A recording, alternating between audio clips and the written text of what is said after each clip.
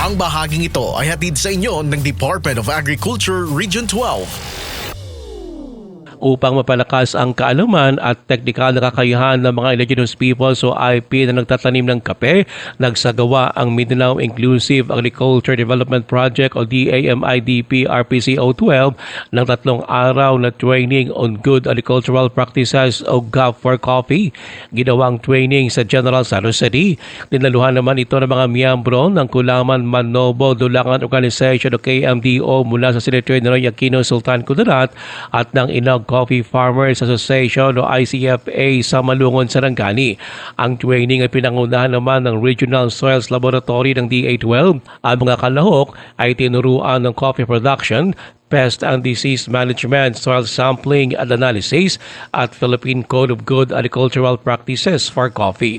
Nakatuong din ang pagsasanay sa pagpapalakas ng produksyon at pagpapataas ng kalidad ng kape. Kasabay dito ang pagsulong sa sustainable, climate resilient at marketing-oriented farming practices. Bahagi rin ng aktibidad ang sinagawang field observation at crop inspection ng mga kalahok sa DA12 Tupi Research Outreach Station sa Bulolmana, Tupi, South Cotabato. Ruel Usano, NDBC Bida Balita.